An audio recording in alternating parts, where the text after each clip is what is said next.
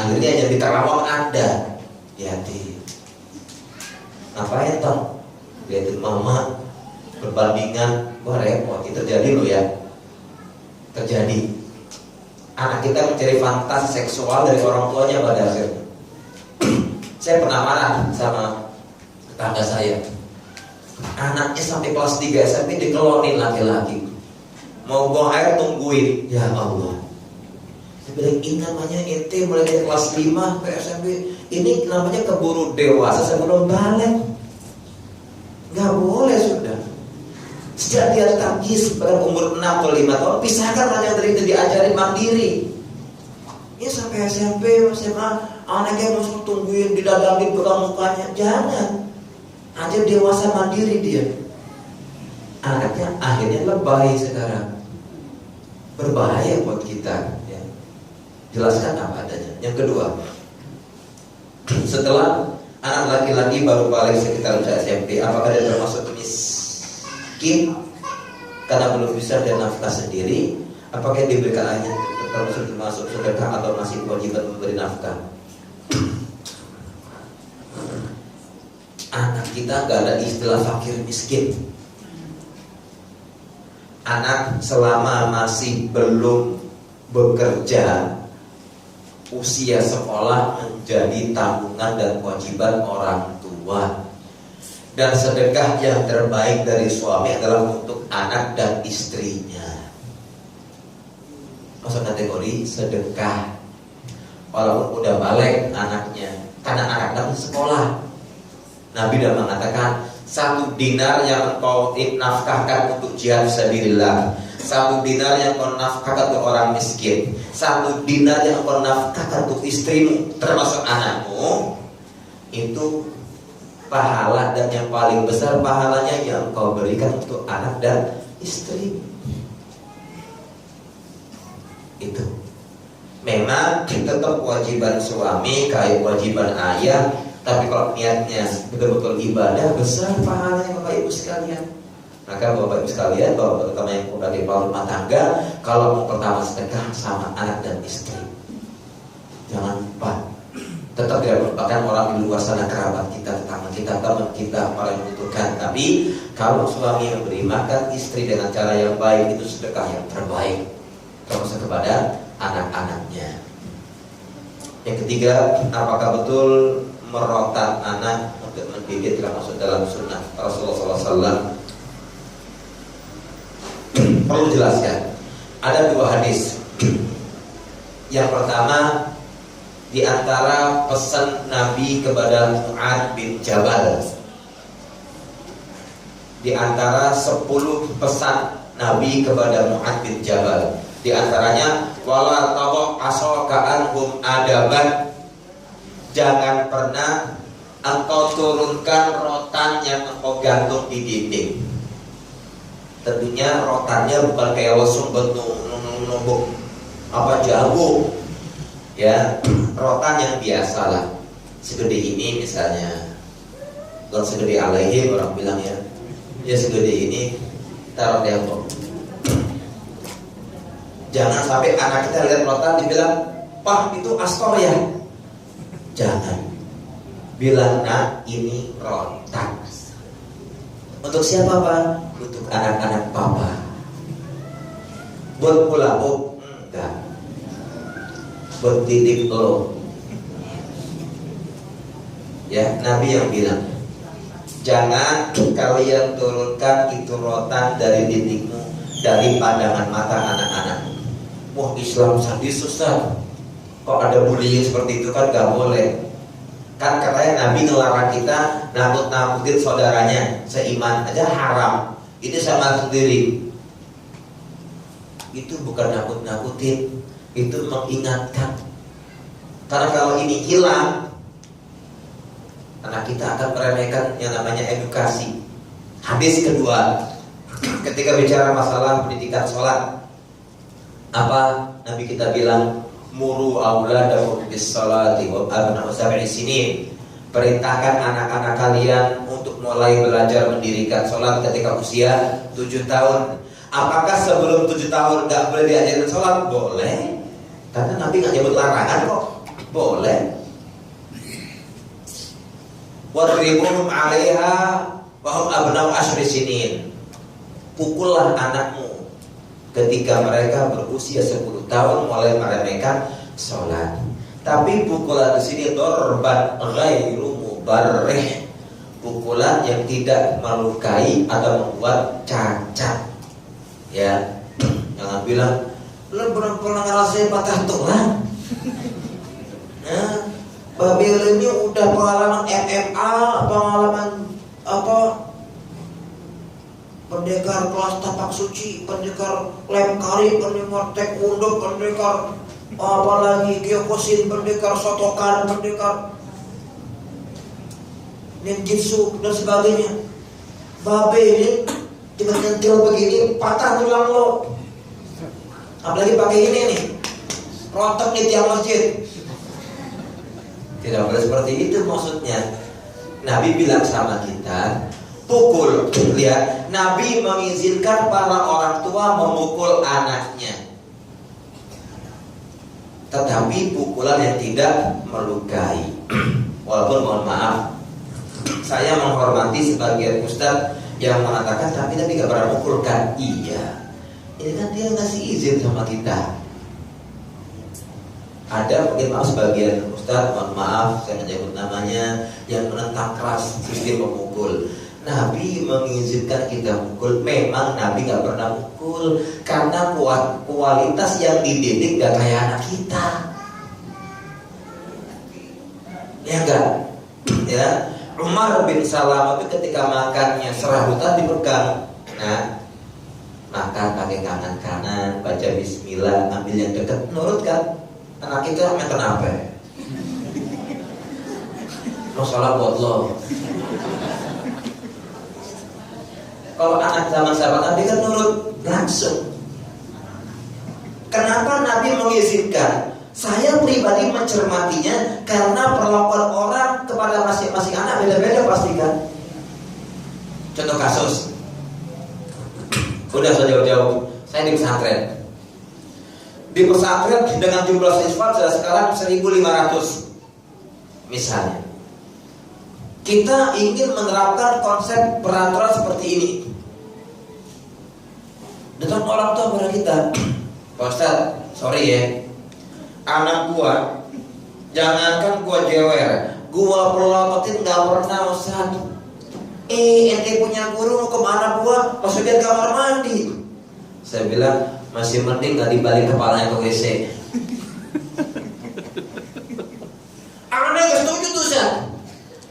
Saya bilang, inilah repotnya dunia pendidikan. Sebuah lembaga pendidikan kalau anak ikut aturan ente yang 1499 diapain?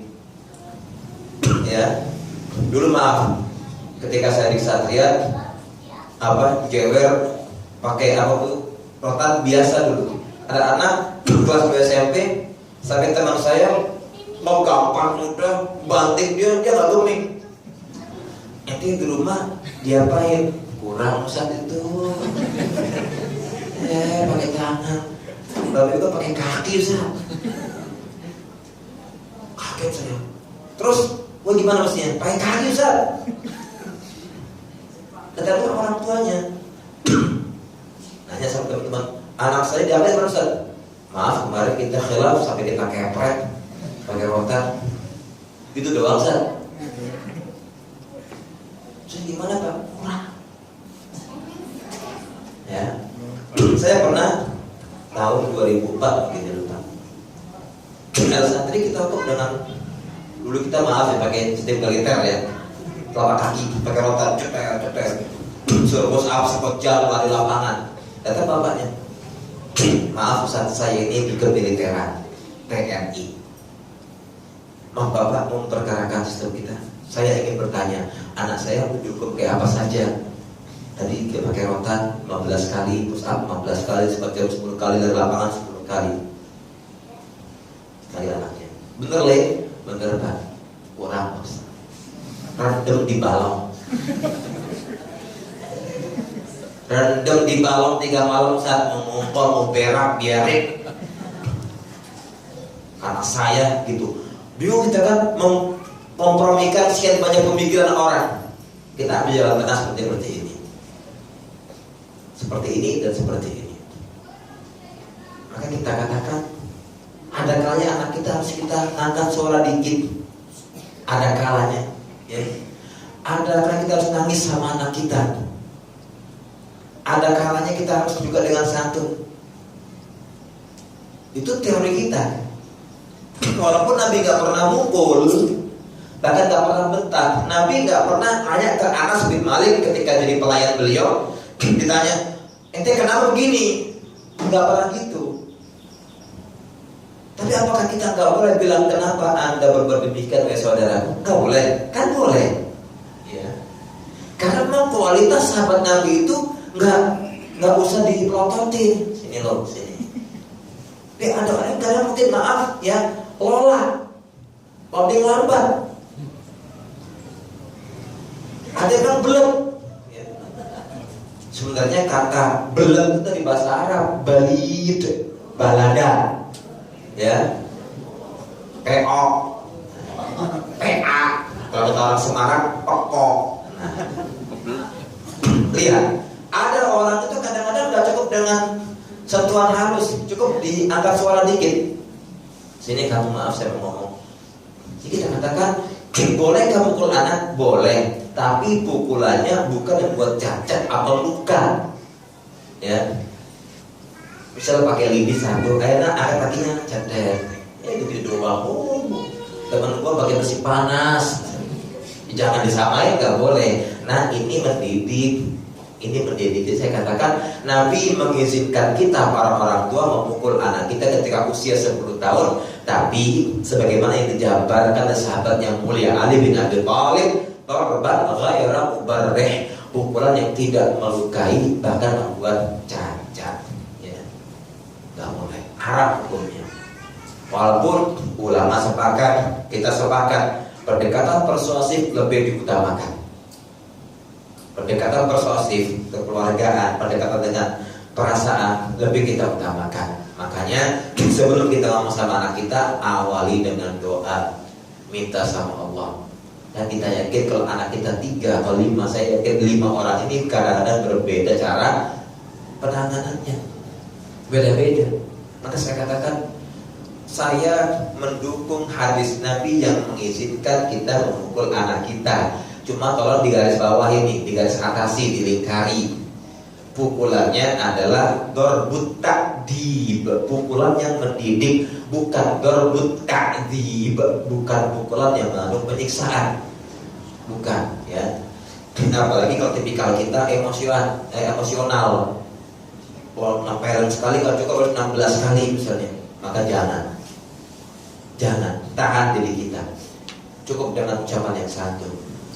Nabi mengizinkan kita untuk menampakkan ini rotan kecil saja cukup. Mungkin bekas kemoceng itu kalau main tuh, ya, gantung aja di dinding. Nah ini untuk mendidik. Walaupun nggak pakai pukul beneran, tapi dikasih tahu. Kalau pukul maka telapak kaki sekali aja. Bukan tempat-tempat yang rawan untuk lecet. Ya. Di mata nggak boleh. Ya, di mulut, bibir, telinga, ataupun di kemaluan nggak boleh. Atau hal-hal yang berluka, cukup telapak kaki, sentuhan ringan. Bila memang dibutuhkan, karena Nabi sudah bilang pukullah anak-anakmu ketika melanggar masalah sholat ketika usia 10 tahun. Bahkan ada buku khusus, ya, yang ditulis Syekh Profesor Dr. Fadl Ilahi yang berjudul Al-Ihtisam Al-Atfal, yang terjemahannya berjudul Mendakwai Anak. Itu disebutkan riwayat-riwayat dari hadis, kemudian pendapat ulama salaf dari kalangan sahabat Nabi. Bolehkah mendidik dengan memukul dengan pukul yang tidak melukai? Boleh. Bahkan mungkin melarang keras juga boleh. Semua berdalil dalam masalah ini. Itu yang mendukung dibolehkan memukul, tapi ingat pukulan yang tidak melukai sama sekali, apalagi menimbulkan cacat. Ya. Demikian mungkin cukup insyaallah ya. Allah alam bisawab. Ya, terakhir ya Pak ya. Masih boleh? Boleh. Boleh. Iya. Silakan Pak. dari penjelasan Ustaz, anak ingin bertanya konsep Islam terhadap perhatian dan pendidikan kepada anak dalam keluarga itu sampai di mana, Ustaz? Sampai batas dia akhir balik untuk perempuan, apakah sampai batas dia menikah? Dan kalaupun dia sudah menikah, dia masih tinggal dengan orang tuanya, itu apakah masih ada kewajiban orang tua untuk memperhatikan si anak? Apakah dia masih meninggalkan sholat atau lalai untuk sholat? Itu bagaimana, Ustaz? Itu yang pertama. Yang kedua, ada berapa? Dua ya. Iya. Yang kedua mengenai tadi Ustaz antum menceritakan sahabat Umar dalam memperhatikan keluarganya, yang menceritakan tentang apa yang sudah diterapkan kepada di parlemen beliau, di orang-orang yang dekat dengan beliau. Kemudian beliau mengatakan, apabila kalian melanggar apa yang dilakukan oleh saya utarakan tadi, saya akan memberikan sanksi 2 kali lipat. Itu pengertiannya bagaimana, Sir? Kenapa lebih berat kepada keluarga? Baik. Yang pertama, sejauh manakah perhatian kita kepada anak kita? Artinya apakah ada expirednya? Saya katakan tidak, sampai mati. Sampai salah satu di antara kita mati duluan baru berhenti. Mendidik anak itu tidak berhenti, apalagi kita punya kontribusi untuk menasihati. Walaupun udah menikah, udah punya anak, udah punya cucu, kita masih punya kewajiban dalam konsep man ra'a minkum munkaran. Udah deh Pak, udah nikah, usah ngurusin aku, karena kamu telurku, kamu tuh endokku, anakku. Kamu udah nikah pun aku masih punya kewajiban mengingatkan kamu. Sebagaimana kisah Nabi Ibrahim ketika menjenguk anaknya Ismail ke rumahnya. Datang Nabi Ibrahim, yang terima istrinya. Si istri nggak tahu kalau ini mertua. Ismail kemana? Lagi keluar. Lagi ngapain? Cari kayu bakar. Terus gimana menurut kamu? Susah. Makan susah, minum susah. Oh begitu. Ya udah, nanti kalau sampai kamu pulang bilang salam dan bilang suruh ganti palang pintunya. Perang Ismail, dia mencium ada tamu. Ada tamu sih yang ada. Bilang gimana? Masalah kita aja gitu. Terus dia ada pesan nggak? Ada. Pesannya apa? Dia bilang kalau kamu udah pulang suruh ganti palang pintu. Dia adalah bapakku dan dia nyuruh aku nyerahin kamu. Lu sekarang pulang ke rumah. Artinya orang tua tidak lepas tanggung jawab mendidik dan memperhatikan perkembangan anak-anaknya walaupun udah menikah. Kasus kedua, kasusnya Umar bin Khattab lagi. Ketika Abdullah putra Umar menikah, di sebuah riwayat lain dikatakan bermasalah istrinya, ceraikan istri kamu. Sampai diangkat dalam bab fikih, bolehkah mentaati perintah orang tua untuk menceraikan istri? Dibikin bab khusus itu di bab fikih, di nikah dibahas detail itu. Bolehkah mentaati perintah orang tua ketika disuruh menceraikan istrinya? Kalau orang tuamu seperti Umar bin Khattab bisa mencermati situasi dan keadaan dan kondisi akan datang, kalian wajib mentaati orang tua menceraikan pasangan. Kalau seperti itu, jadi yang kita angkat benang merahnya adalah kewajiban orang tua untuk mendidik anak tidak gugur sampai mati. Jadi kita dipilah antara tolong dipahami masalah intervensi, intervensi dengan masalah menasehati. Bilang, Bapak gak akan ikut masuk ke dapur kamu masalah mekanisme hubungan suami istri dalam masalah komunikasi. Tapi ini sebuah kesalahan depan mataku. Kamu salah, kamu salah, harus diluruskan. Apalagi bicara masalah agama, nggak sholat, udahlah Pak, suami gue nggak pernah gue sholat kok kamu yang ribut, reseh deh Papa. Ini maaf kalau saya katakan anak yang kurang ajar, karena kamu anakku, sama orang lain saja Bapak suruh negur, orang lain loh di luar sana. kamu ini anakku, tapi aku punya suami. Suami kamu juga itu kan anakku dalam masalah belum pernikahan ini. Walaupun dia menantuku, tapi dia suami anakku. Aku punya kewajiban menegur kamu dan suami. Ya, sering masalah suami istri gak terselesaikan ketika tidak melibatkan sumbangsih orang tua. Banyak anak ketika usia 25, suami 32 tahun, masalah masih kekanak-kanakan. Kenapa gak melibatkan orang tua? Kenapa orang tua lupa ngasih ilmunya? Ya. Makanya di Malaysia itu katanya anak yang mau nikah tidak boleh menikah kecuali setelah ikut penataran pernikahan dan ada sertifikat lulus di pelatihan pernikahan. Itu kayaknya kalau diterapin di Indonesia bagus sekali itu. Ya, tidak boleh pasangan anak muda-mudi menikah kecuali sudah mendapat sertifikat menikah dan ada buku nikahnya yang dididik oleh Departemen Agamanya. Masya Allah itu. Tapi kalau pemerintah saja perhatian masalah hubungan rumah tangga, pasangan suami istri, orang tua lebih wajib. Karena kontekku anfusakum wa ahlikum naro itu belum pernah ada ayat yang membatasinya. Mau sampai kapan? Saya katakan sampai mati. Sebagaimana kita berhenti beribadah kepada Allah, itu juga ibadah buat kita. Baru kita hentikan setelah kita mati. Ya. Paham Pak Saudara?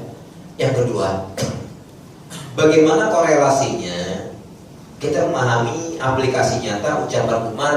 Tadi saya udah bilang sama orang-orang di majelis saya, para pejabat menteri saya, tentang masalah perintah ini, larangan itu, perintah itu.